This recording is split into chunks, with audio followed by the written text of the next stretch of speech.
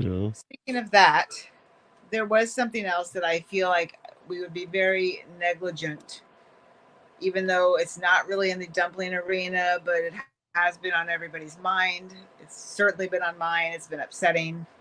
And that has been all of this violent stuff that has been going on. And this last Uber driver who was delivering his last meal of the night, pulled in the house and killed and dismembered for nothing. Yeah. And the escalation of violence against the drivers, whether it's rideshare and delivery, and it has always been more dangerous for the rideshare driver. It's, and now it's really picking up on the other end too. And I think people in this world have lost their ever loving minds. Yeah. And I don't know what the answer is, except that, every driver out there, I just urge you to really think about just, I'm not saying, don't do anything, but just, think about little things that you do that maybe you could just tweak a little bit just to make it just a little bit safer. I mean, what happened to these people this week, they're honest to God. They didn't do anything. There was not anything they probably could have done that could have prevented that. That guy was delivering at 7 p.m. for God's sakes. 7 p.m. Wasn't out there at 2 a.m. The other thing is before all these apps, there were still people delivering sandwiches and pizzas, and this didn't used to happen. I think it's just a sign of the times too. We never heard about pizza guys getting pulled in and dismembered. There are a lot more delivery people now, and a lot more awareness, I think, with all the social media and stuff like that. I think we do hear about a lot of things, but I know that was I lost my number. But it just makes me sick. And I mean, I've taken very little steps.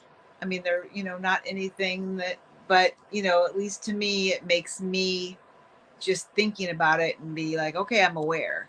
I'm standing back a little bit farther from the door as I take their food out of my hot bag. Yep. Whether they're out there or not, just to give myself that extra space between me and them if I got to turn and run. Right. Or step back or make sure you take 2 steps back when you take the picture.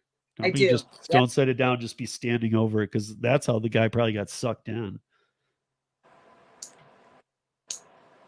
I don't know, but yeah, you're right. And I do that. I don't stand as close to the door as I did 2 weeks ago when I'm unzipping the bag.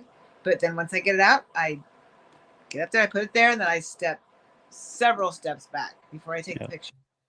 And I have now clipped on my mace onto my lanyard that holds my phone around my neck every night. It used to be in my car. I'm like, well, that's not going to do me a lot of good if it's in my car and they're attacking me at the door. So it is now clipped to my phone around my neck every night.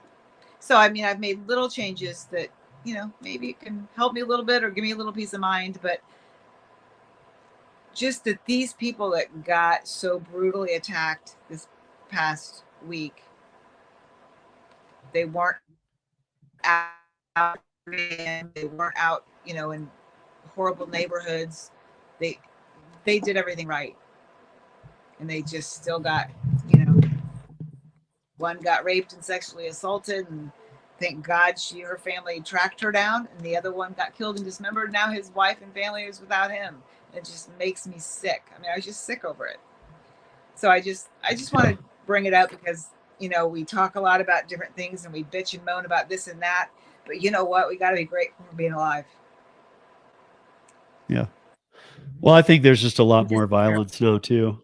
I mean, in Chicago during the pandemic, more delivery people were being carjacked than rideshare drivers. Yeah. So it was already starting during the pandemic. People were figuring out, just call the Uber Eats guy and we'll just steal his car. Yeah, they said the carjackings have really gone up, and I mean, I don't know what the difference. I think it's just a different. We just live in different times because I don't know. Before these gig apps, if something like this happened, it made national news for like 2 weeks. Now it happens so often, it makes it for like an hour. Yeah, they're getting shot at for pulling in the wrong driveway or opening the car door that they think is their car. It's just Yeah. People, take a freaking breath. You don't have to shoot at somebody that's in your driveway.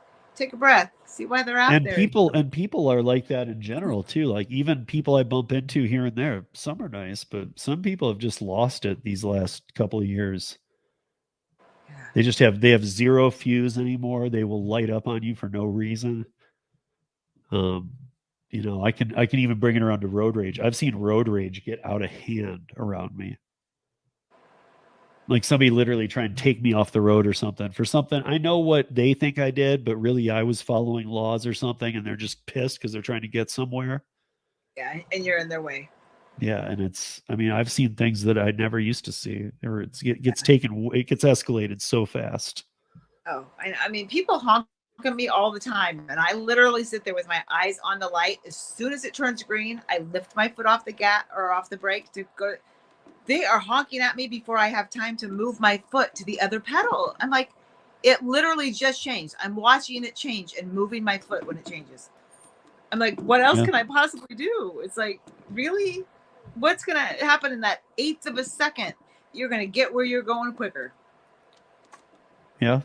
Calm down, people. Take a breath.